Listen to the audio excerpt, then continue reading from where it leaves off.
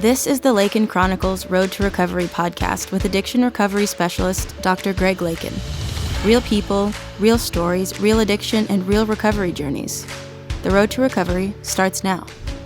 Hey, welcome back. This is Lakin Chronicles again. This is really Heather part 3. Yes. And I'm happy as can be just because this is the new Heather. And so just to catch people up on this is our third interview, but your first interview was about being kind of in the depths of addiction with methamphetamines and opioids, and then you had a lot of despair and helplessness, in my opinion, with regard to, you lost your kids, many years ago, and there was a lot of, I want to say, guilt and just hopelessness. And then our second interview, we started you on Suboxone. We tried to stabilize your mood. Our second interview, I didn't see much progress, and I was pretty mean to you. I kind of basically was trying to find a motivator to spur you into action. I got the impression that you were still in a funk and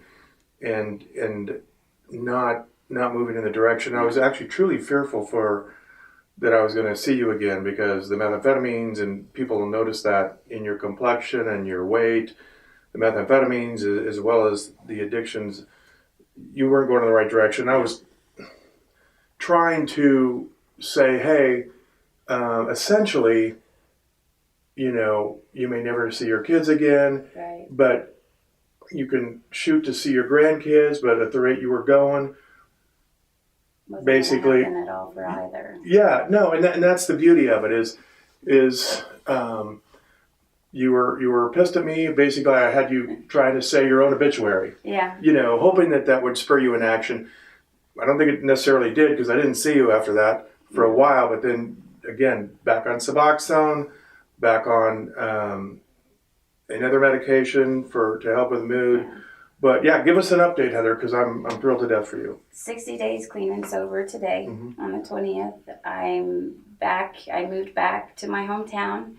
I have 2 jobs, and I have all 3 of my kids talking to me, hanging out with me, telling me over and over and over how proud of me they are. Perfect. Yeah. So I'm happy. Yeah. Not necessarily crazy about all the weight gain, but I'm adjusting. I think you look much healthier, because, I saw you as a family practice doctor off and on for nearly 20 years, and you had, interstitial cystitis and fought, very painful episodes, but then also, still have those because of stress, like the other day, but I grit my teeth and bear through it. I have too much to be happy for to let that, so. And what I like about the message today too is, seeing last time we talked, or last interview, you were in a bleak, dark I'm still place. in my downward spiral. Yeah. And I don't know, sometimes you have to hit rock bottom before you get it, but sometimes people don't even survive rock bottom, so I always worry. But you basically had your kids taken away how long ago? Back December 4th of 2008. Yeah. Christmas time. Yeah. We had the Christmas tree up. They already had presents underneath it and everything. So Christmas kind of is a sucky time of year for me anyway. But this year I got hope for Christmas. And that would be due to addiction, or?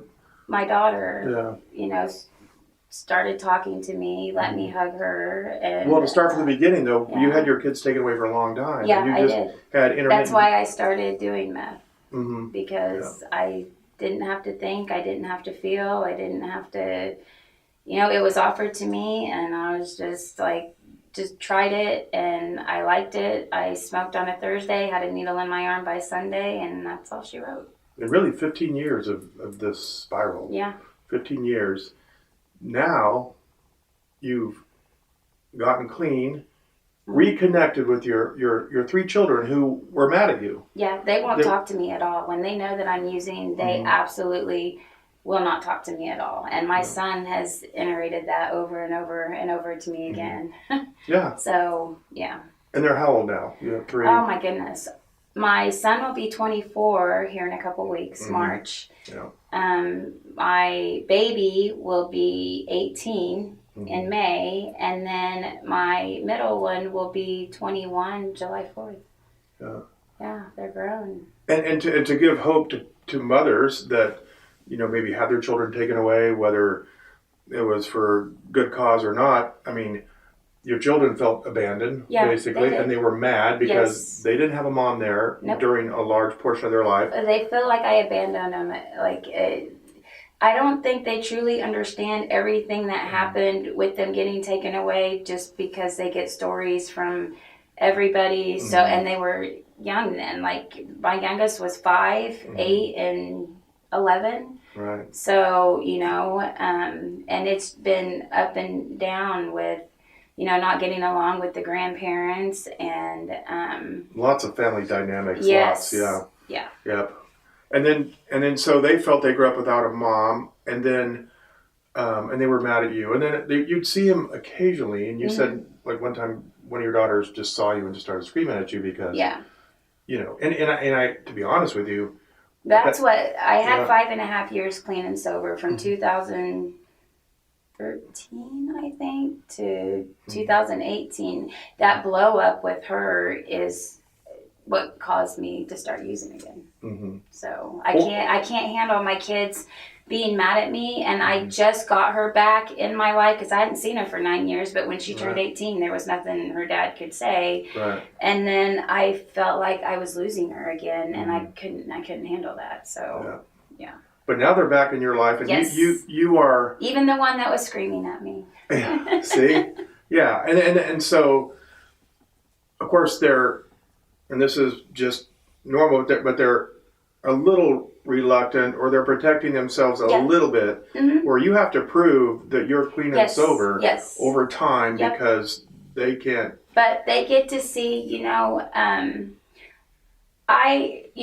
daughter's dad helped me get down to Dodge, but within, he told me he was only going to help me for 2 weeks with a place to stay or whatever, and then I was on my own. So I'm like, okay, you got me down here, so what, now I'm going to be homeless if I can't find a job or whatever. But I decided that, it's a control thing, and I want to do this on my own, and I did, and my kids are seeing that, even my son has commented, he's like, Mom, you went out and got jobs all on your own. Nobody helped you get those jobs. You applied for them and got them yourself. He said, just everything I'm doing myself, but it's all positive, and my kids get to see that. So as long as I'm helping myself and staying clean and sober, they're willing to help me too. They're probably your biggest fans. Yes, they are. They just, yes, they are so afraid of losing you again. But, and because it wasn't, how long ago you were literally living on the streets? Yeah, sleeping. 60 days ago. Yeah, yeah. So, but you look much healthier. You've gained weight. Your skin. You don't have any. I mean, you look healthy, and you have a place to live. And do you feel? And there is a you got to get stable and off of drugs, but there's a little time where you feel no joy. It's like a flat effect. Right. You've been bombarding your brain with surges of dopamine, either with methamphetamines just to get up and deal with your day, or opioids to numb yourself or whatever. But there is a time when you're using either Suboxone or trying to get off drugs where you just have no joy. And how long did that last? Or actually, I haven't been there. Okay. Yet. At all. Because when I got, I take that back. The first couple 2-3 weeks, because like I said, my daughter was weary about, and she was mad at me. My daughter has never been mad at me in her life, my youngest. So, and we've never had an argument. She's never had an attitude towards me. So when she got mad at me, like, it crushed me, because she's never been mad at me. So I couldn't handle it. But, so when she walked in, like when she finally decided to see me, and I don't know why she decided to see me Christmas Day, she just did.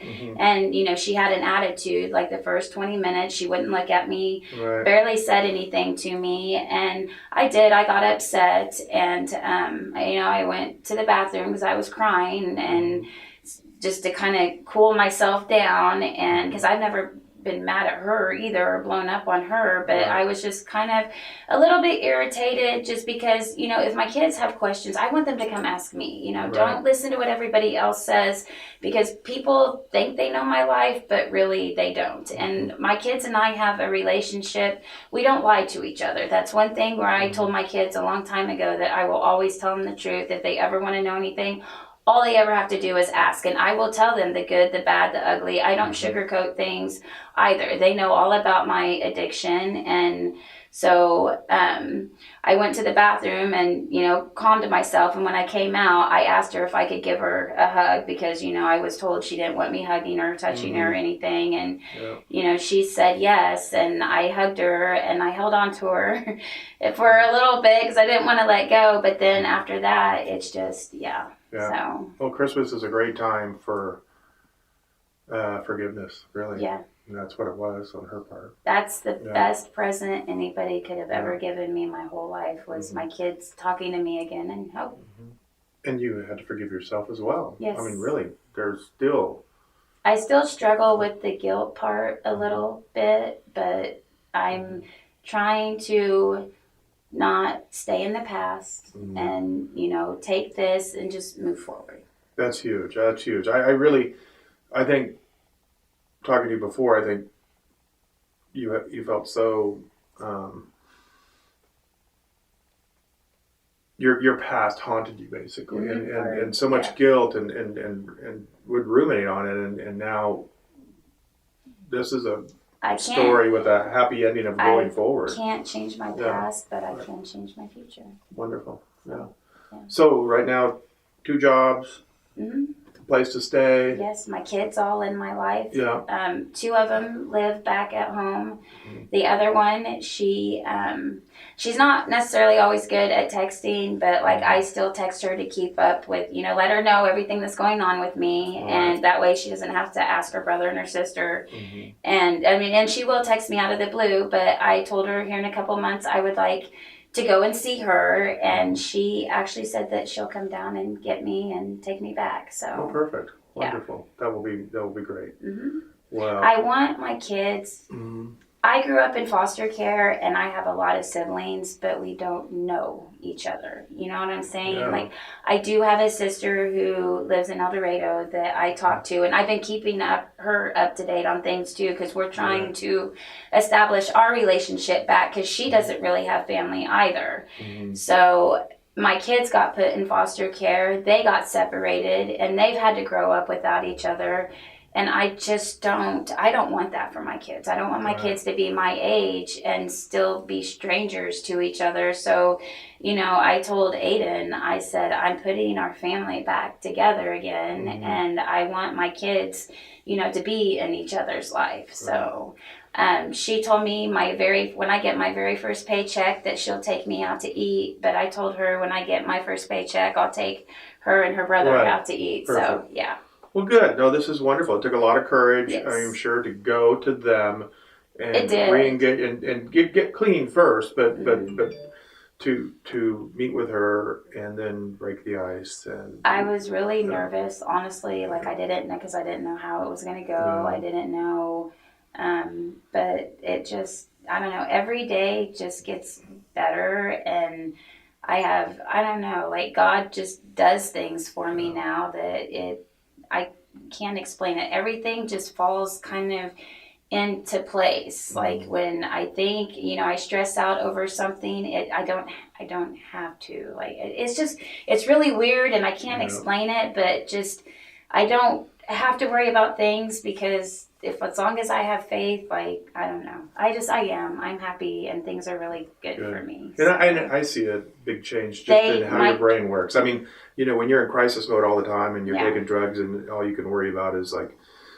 not being sick and where am I going to get, it is just a terrible place to be. It sucks. Yeah. And now you don't have that craziness in your life. My kids did watch the other 2 podcasts. Oh, did they? Yeah, they did. And it just, for them to see me like that, and for them But like I said, I don't hide anything from them. I don't. Right. So I'm happy that they're able to see like where I was and like where I am Oh, now. yeah. And really what they've done is they've learned those, the harms of drug addiction. They've learned, that you can break the cycle, Yes. whether it's foster care, drug addiction, you can break the cycle. And how are you positioning yourself so that you will continue to succeed?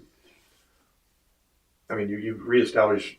You're just working and my kids. If I use again, I will lose my kids, and I will probably lose my kids for good. And I can't do that. I can't handle that. I made them a promise, and I'm going to stick to it.